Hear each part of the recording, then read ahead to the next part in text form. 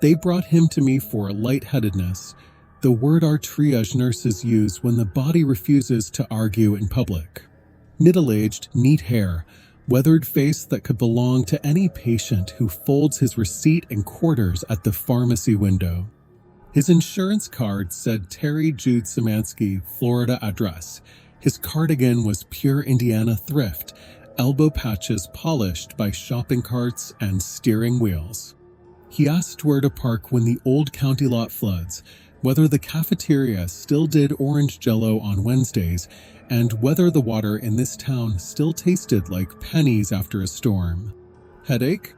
I asked, easing his chair into the psych consult bay so he could see me without seeing the bed behind me. I'm Dr. Mara Whitcomb, attending psychiatrist at St. Joseph's Medical Center, the hospital whose floors know my shoes. Not a headache, he said. A drift. He rotated his hand as if turning down a radio. Then he smiled like a thought had landed just right. You've changed your hair, Linda. My name is not Linda.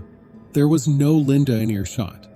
Behind him, the fluorescent fixture over Bay 4 hiccuped and steadied.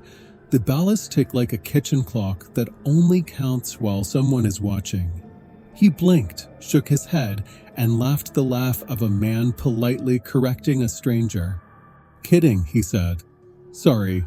Bad joke. He smelled faintly of the aftershave men kept in glove compartments in the 80s. When I asked for 3 words he'd remember later, he chose too quickly: mailbox, Jupiter, Linda. Whatever else he practiced, he hadn't rehearsed forgetting her. Vitals, obedient. Labs, destined to be. He was the best kind of emergency, which is to say none at all. Still, registration was a storm. The system threw 2 social security numbers at the screen, both belonging more to dust than to a living man in our triage chair. When the registrar slid her window to ask his mother's maiden name, he murmured, "No one uses maiden anymore," and turned in his chair with such unoffended grace that, for a brief second, the stutter of the computer felt like a cough we could ignore. "What does the drift feel like?" I asked. "Like stepping off a moving walkway," he said. "Everyone else keeps gliding." I walked him to the end of the hall because I like the gate of truth. He kept pace easily, eyes doing that courteous sweep men perfect when they don't want to be caught cataloging others. On quick tests, he performed like a man studying a tray. On open ones, he performed like a man polishing a mirror. "Any history of losing time? Blackouts?" I asked. He smiled. "History is what you can afford to keep." At the workstation, the registrar mouthed 2 names at me. The older nurses murmured without meaning to, the way people mention a neighbor's first husband under their breath. Our new system still genuflects to the old one when a name is crooked. Downstairs, the microfilm reader shuddered awake, and a technician born after 2000 fed it through with the tenderness of someone handling a relic she doesn't believe in.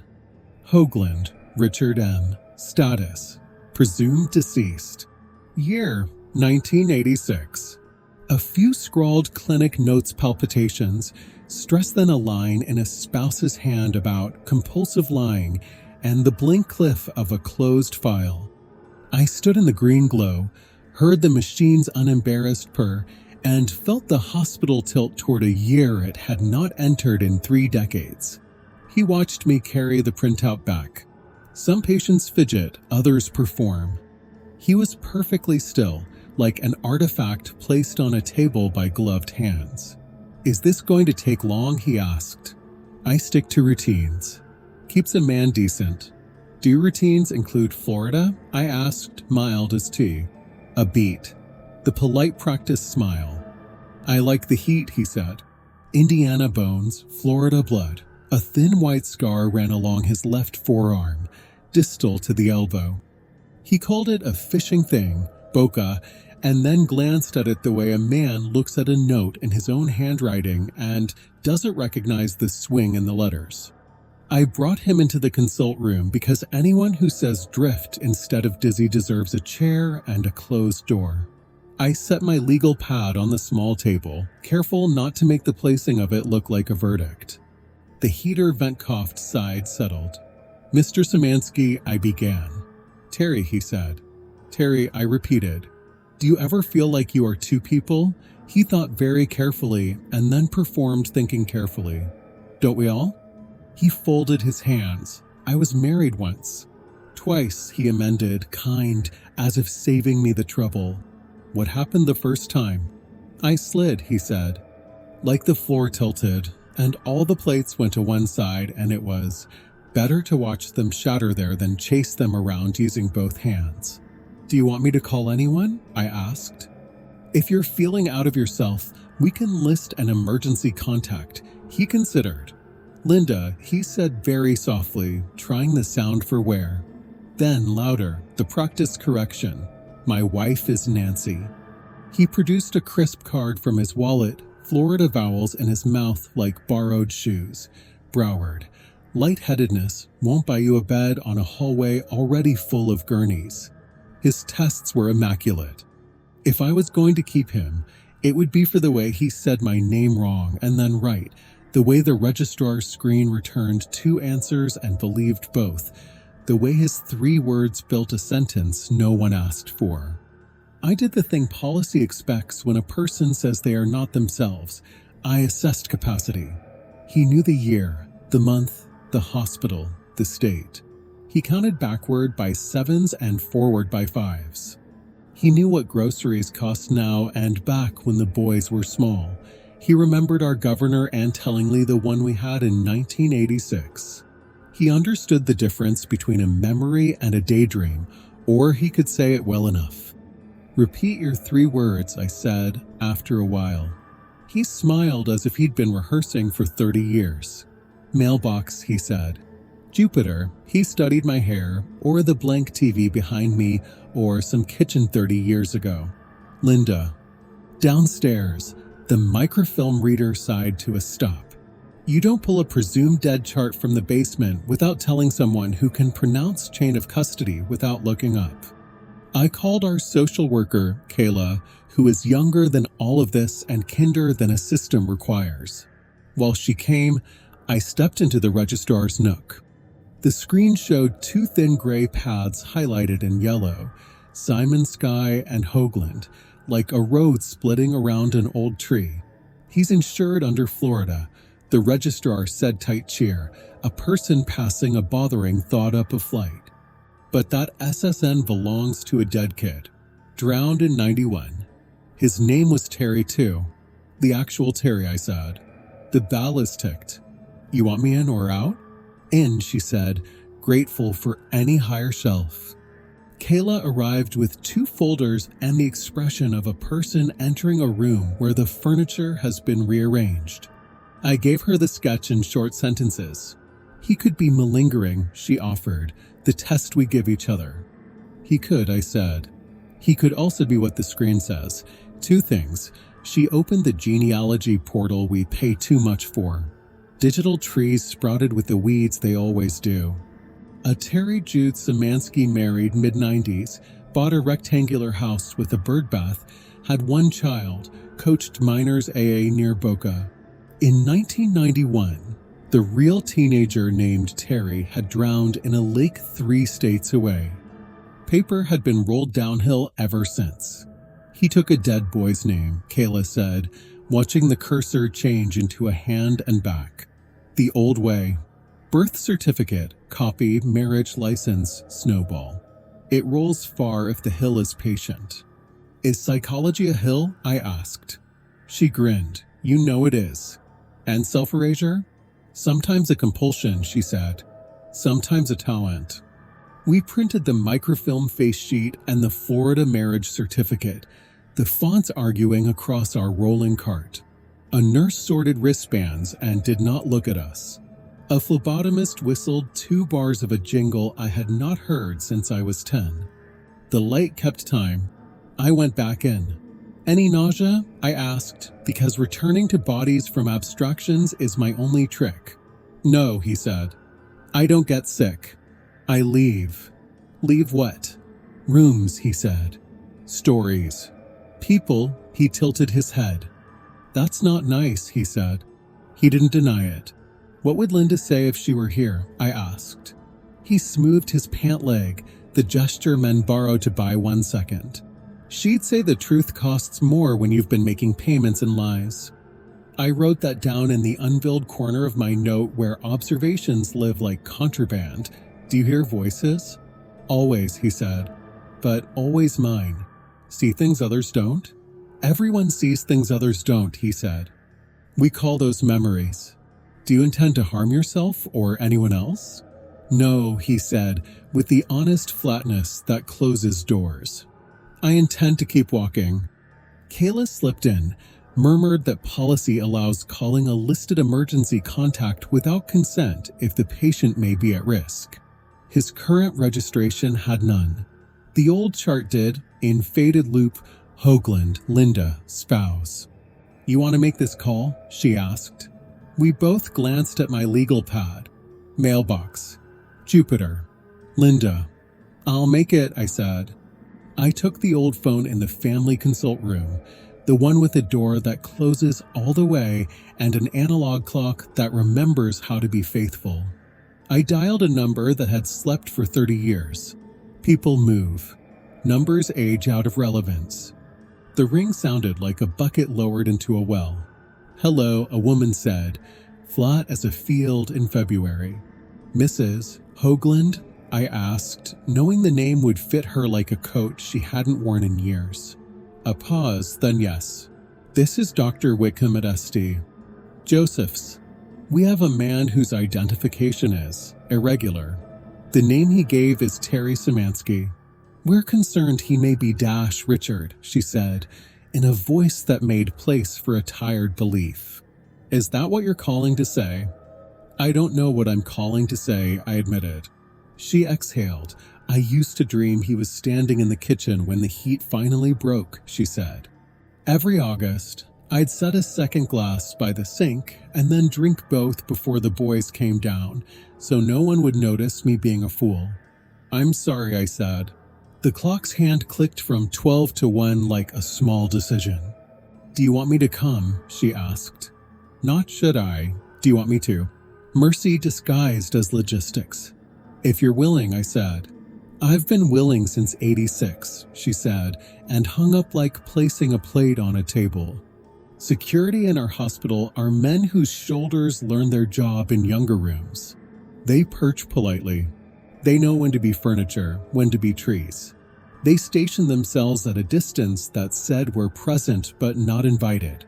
I took the man through a second series of questions and felt him ease into a script.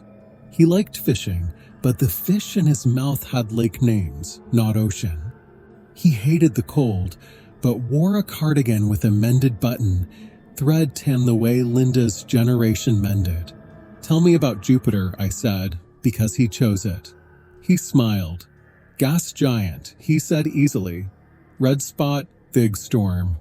Took my boys to the planetarium once Indy, the big dome dash. He stopped, eyes lifting as if to check a teleprompter.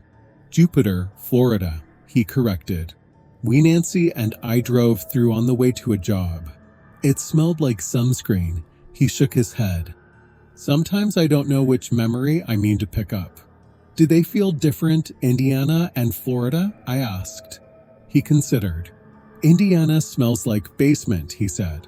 Florida smells like a hot car. And Linda, he laughed softly at himself. Kitchen clock, he said. Which isn't an answer and is exactly one. We heard them before we saw them. The conversation a hallway has when fate enters it. They arrived at 3:20 p.m. Mother and son, by which I mean a woman in her late 50s whose hair had chosen truth, and a man in his early 30s whose jaw held both of them. They didn't sit. They watched me because someone had to be the furniture. He used to whistle the margarine jingle when he was nervous, the woman said, like we were playing a game. The son didn't look up. He left a note that said gone fishing, he said. We didn't have a boat. We'll go in when you're ready, I said. I have sat on cheap chairs with families on both sides of beds. There are better skills than psychiatry. We do not teach them well. When this is over, the son asked, "Does it go back in the ground?" "Nothing goes back," the mother said. "Everything gets layered." In the consult room, the man tried 3 names like a series of keys. "Lynn," he said, then "Linda," then, merciful to himself, "Mrs. Symansky." He stood, but didn't offer his hand. He didn't kneel to the son's height. "This scene rehearses you, not the other way around." "You cut your hair," he said, absurdly tender. He turned to the son, and some calculation in his face failed. "You can see it, the muscle that tries to warn the mouth." "You're dashed," he stopped. "We should sit," he said, and didn't. They didn't. The son's hands were open at his sides like a person negotiating with a dog. "When," he said slowly, "did you decide we were better as ghosts?" The man swallowed around a sentence he didn't own. He offered the old check he'd cashed 100 times. "Bills," he said. "Heat." The air like tar. There was a door, already open. "You didn't die," the son said. "You changed your name while ours stayed the same." The room collected sounds most rooms lose: the ventilation's tolling breath, a chair leg's small squeak, a faraway drit that had not been told we were doing drama. The mother's jaw moved around a sentence and refused it. "You're not under arrest," I said, because systems reassure by announcing their limits.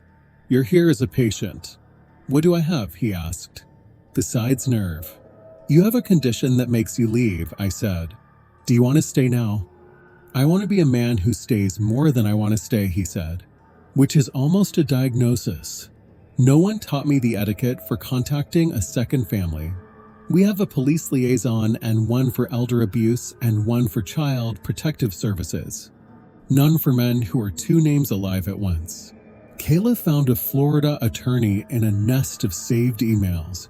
He returned the call in 15 minutes, voice like a courtesy sharpened to a blade. He faxed a marriage certificate for Terry Symansky, birth certificate, property record, Little League roster. He said identity theft and bigamy the way you sweep sand off a floor you don't own. He signed Richard on the consent, Kayla whispered later. We both looked. The capital R was confident. The rest faltered like a person going downstairs in the dark. "What are we calling him?" she asked. "Whatever name he answers," I said. It felt theological. I tried on diagnoses like residents try on coats. Dissociative, factitious, malingering, personality, compulsion. Our manual doesn't include annihilating hunger to be unmade and remade, so I wrote it in the margin where only I would read it and no auditor would punish me for being honest. He didn't meet hold criteria. He denied intent to harm. He was oriented to person and place, even if person wore 2 tags and place had 2 climates. He had coins in his pocket. He had addresses, plural. Our threshold for saving people from themselves is higher than heartbreak. "You can go whenever you like," I told him. "Do you want me to talk to the police?" he asked, like asking for highway directions. "I want you to tell the truth," I said. He nodded with the air of a professional agreeing to a standard. He thanked me with his fingers, that small polite squeeze men his age learned when a teacher handed them paper. He looked at Linda. "You grow tomatoes again," he said. "Canned 3 jars," she answered, her voice careful, like defusing. He looked at his son and didn't apologize and didn't offer either name. "I thought I left the kitchen clock," he said. "I brought it with me." He left escorted, not cuffed. The liaison waited in his posture. Linda did not press charges. "I don't want to unmake anything," she said. The son kept his face still until the man crossed the tile past the vending machines, then looked at the air the way people do when the air remembers shapes better than eyes. I filed my note, the one no one will read twice. I gave it the only diagnosis I trusted: roll out a disorder that erases, roll out theater, roll in hunger. The hall lights hummed in a rhythm I recognized and never named. I went home and opened an ancestry site like a person looking for her own face in a crowd. Match looked predatory and holy at once. He came back 3 weeks later for the flu shot he'd mentioned the first time. Snow the color of eraser dust wandered down. He wore a jacket that fit no weather. A different registrar took his card without fuss. The scream did its obedient double life. The microfilm room thrummed even before anyone touched it. I don't mean magic. Institutions learn to anticipate. Back so soon, I said. I like to finish what I start, he said. Do you want to talk? I asked. I'd rather not make anyone late, he said. But talking is cheaper than lawyers. We don't bill by the word, I said. He smiled, truly this time, an unpracticed thing. In the small room, he sat on the chair's edge and studied the paint as if divining what color it had been before this. I told the police what they wanted, he said. Names in order. They said order doesn't excuse. It doesn't, I said. Does truth? He asked. Sometimes, I said. Sometimes it makes a mess first. What about forgiveness? That's not a department here. Someone should open one, he said. Then, almost boyish, probably not me. Linda won't press, I said. Florida. Nancy knew before she knew, he said. A cousin did the ancestry thing. The drowned boy's father came once. Stood across the street. I waved. He did not. I wrote I waved. He did not in the corner of my page. Useless sentences tell the truth best. If you name a life enough times, he asked, does it become true? No, I said, but it can become a habit. And habits are history you repeat on purpose, I said. He nodded, satisfied, like I had cleaned his sentence and returned it. I brought you something, he said. He opened his fist. A Polaroid, colors faded to thrift store sweater, a rural mailbox at a crooked angle, red flag up, snow around the post like a collar. On the margin, the name Linda written once, then written again on top of itself in the same pen, as if doubling made it truer. Where did you get this? I asked. Kitchen drawer, he said, tapping his temple. Been rattling. Thought I'd put it someplace quiet. I slid the photograph under my legal pad where it stuck out a bit, a tongue between teeth. The room began to try to mean something, and I refused to help it. Do you want to be admitted? I asked, because sometimes men want punishment and call it rest. No, he said. I want to be recognized at the pharmacy. You don't need to be a ghost to be ignored, I said. He smiled like I'd told him a dirty secret about the living. Do you know the name of the angel of paperwork? He asked. No, I said. Me neither, he said. But I've met her. He left with a Band-Aid and a visit summary that told him to drink water and avoid crowds and call 911 if he felt like he wasn't himself. He folded it along the suggested line, unfolded it, refold, the way people practice being understood. Hospitals keep the dead the way families keep photographs, not to look a daily, but to prove memory is a skill, not a fluke. St. Joseph's has a basement full of charts the computers refused, an upstairs full of labels, and a middle full of bodies trying to be polite. My office keeps pens on strings like a kindergarten classroom because even doctors forget to return things. After his second visit, I went downstairs. The elevator opened on that dependable year the basement believes in. Microfilm drawers lined up like obedient ribs. I pulled H, third steel tongue, Hoagland. The roll was tagged active, 1986, a joke no one meant to write. The machine hummed. Green light quilted the paper. Allergy sheet. Tetanus record. Weight plotted in someone's triangular A's. Clinic note palpitations. Denies chest pain.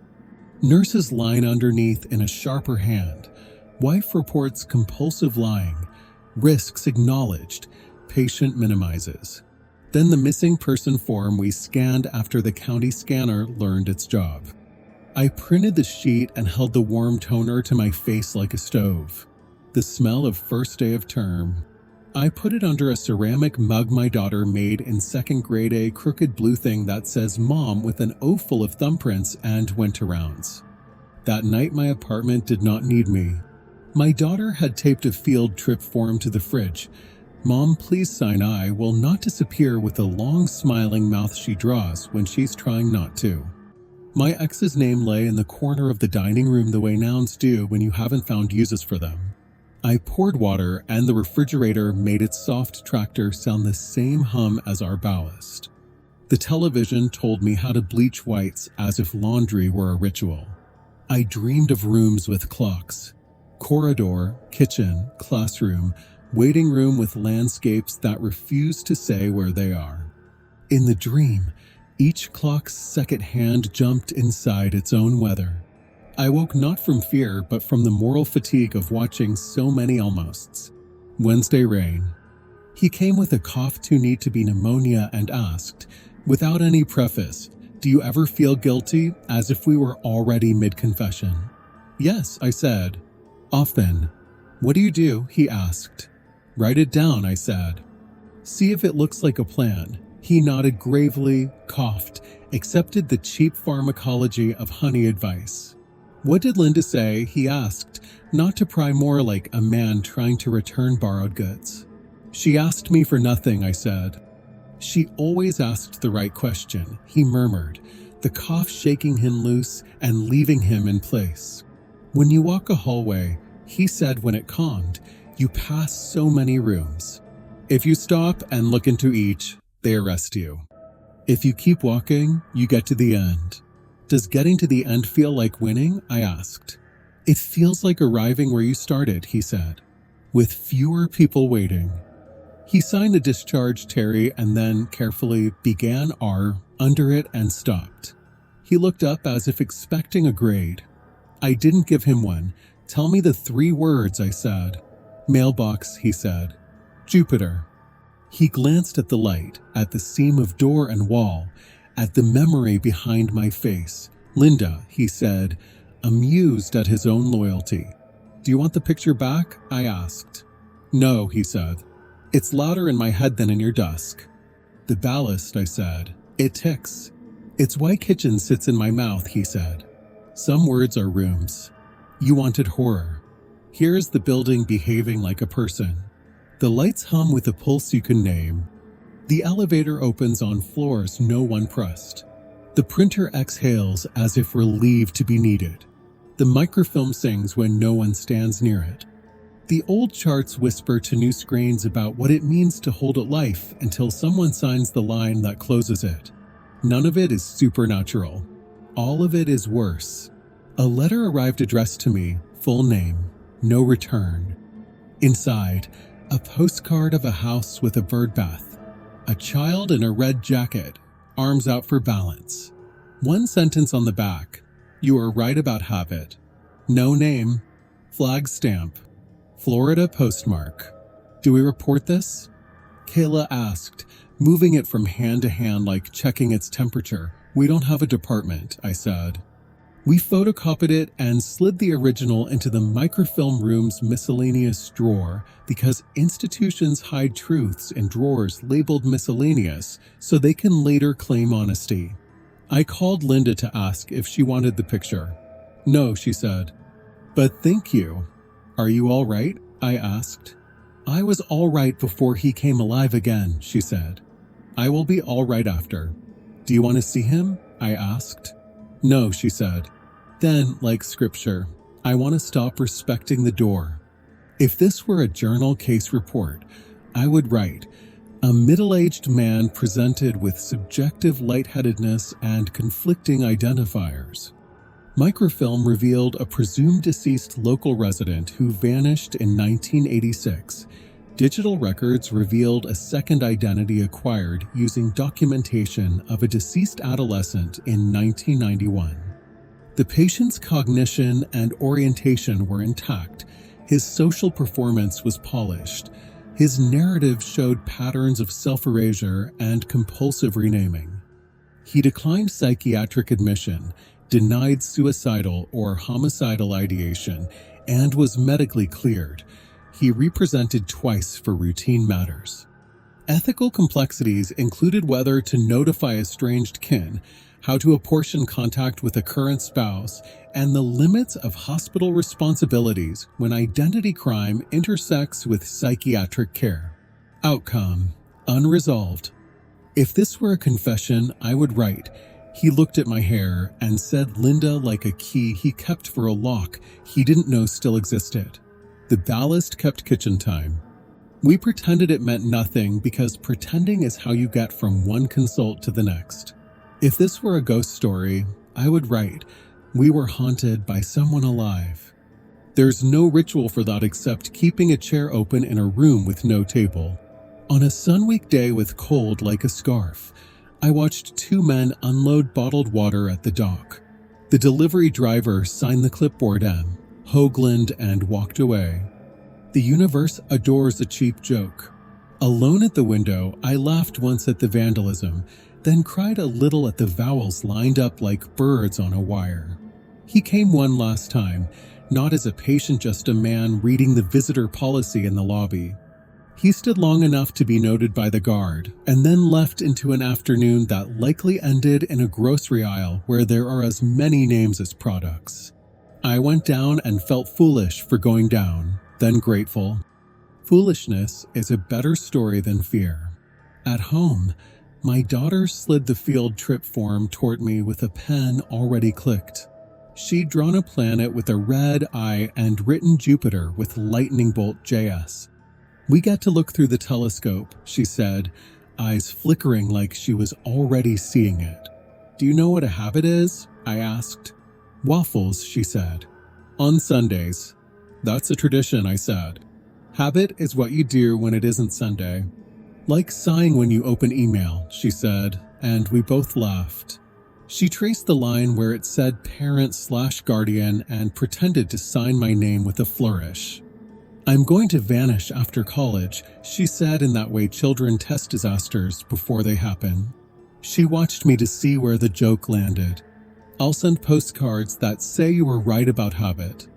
"Mail them," I said, "to someone who keeps a drawer labeled miscellaneous." She kissed my head and left orange marker in my hair, turned on the water, practiced adulthood loudly enough that I could praise it. The mailbox at our complex leans to the right, as if the ground has plans. On nights after too many consults, I say mailbox, Jupiter, Linda to myself on the stairs, because if I don't, the hospital ballast will say it for me, and I prefer the voices I consent to. On better nights, I say habit, history, hold. On bad nights, I let the hall clocks do what they came to do, count almost, now. If he appears again, I will ask a question that won't fit any manual. When you ran, did you carry your old name because you loved it or because you needed something to throw away later? If he doesn't, the photograph will live under my pad until the paper gives up and it falls to the floor and an environmental services worker puts it in a clear plastic cup in Lost and Anth, found with 5 nameless keys and a single glove. No one will claim Linda written twice at the bottom of a winter mailbox. We say we discharge patients when they are stable. Stability is a word like kitchen clock. It means what you can stay through. He did not stay. He kept walking. In the quiet after, I remembered how my mentor taught me to end a note when a story won't close. Follow up PRN. As needed. For years I thought PRN meant as needed by the patient. Lately, I write it in my head for myself. As needed, recall the 3 words. As needed, listen for the ballast. As needed, let the building be a person and forgive it for not saving anyone. As needed, forgive the body for wanting to leave and the mind for finding new names to pack. As needed, do not hurry. Because that's the only rule I still trust. The one I would write in the corner of any chart in any room. Say what you will do. Do it. Do not hurry. Even when the air feels like tar. Even when the door is already open. Even when the name someone calls you is a kitchen 30 years behind you and a clock that keeps fierce, ordinary time.